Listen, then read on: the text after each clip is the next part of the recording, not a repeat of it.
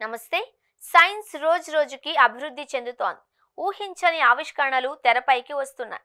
ఈ సమయంలో టైటానియంతో చేసిన కృత్రిమ గుండె వ్యవహారం ఇప్పుడు సంచలనంగా మారింది. టైటానియంతో కృత్రిమ గుండెను తయారు చేయడమే కాదు, అది మనిషికి అమర్చి అద్భుతం సృష్టించారు. ఇది గుండెకు బదులుగా సక్సెస్ఫుల్ గా రక్తాన్ని సరఫరా చేస్తోంది. గుండె విఫలమైతే దాతలు దొరికే వరకు మరో ఆప్షనే లేదు. దాతలు దొరకడం అంత సులభమూ కాదు. ఈ సమయంలో దాతలతో సంబంధం లేకుండా గుండె విఫలమైతే వారిని టైటానియం లోహంతో చేసిన బైవకోర్ కృత్రిమ గుండె ఆదుకుంటోంది. తాజాగా గంటలు కాదు, ఏకంగా 100 రోజులకు పైగా ఒకరి ప్రాణాలు నిలిపింది. ఇప్పుడు ఇదో సంచలనం.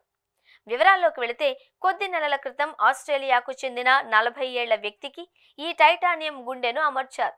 ఆయన ఈ లోహపు గుండెతో 15 రోజుల పాటు జీవించారు.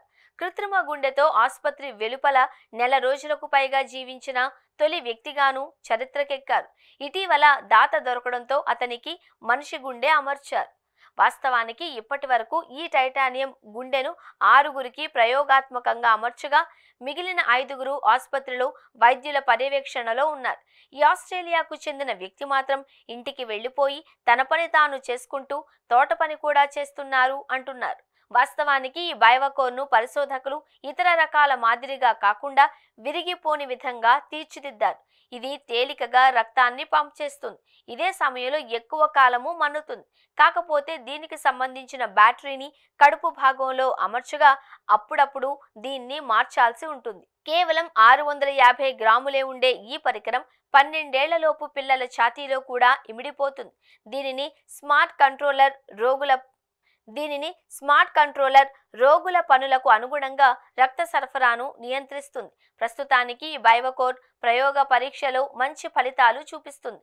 దీంతో త్వరలోనే ఇది వాణిజ్యపరంగా అందుబాటులోకి రాగలదు అని భావిస్తున్నారు. కాగా బైవకోర్ టైటానియం గుండెను ఆస్ట్రేలియాకు చెందిన డాక్టర్ డేనియల్ టిమ్స్ రూపొందించారు. ఆయన తండ్రికి 2001లో గుండె తీవ్రంగా దెబ్బతినడంతో నాటి నుంచి టిమ్స్ దీనిపై దృష్టి సారించారు. ఈ క్రమంలో గుండె రక్త ప్రసరణ వ్యవస్థను అనుకరిస్తూ ఎన్నో ప్రయోగాలు, డిజైన్లు చేశారు. ఫైనల్ గా మొట్టమొదటి లోహపు గుండె నమూనాను ఆవిష్కరించారు.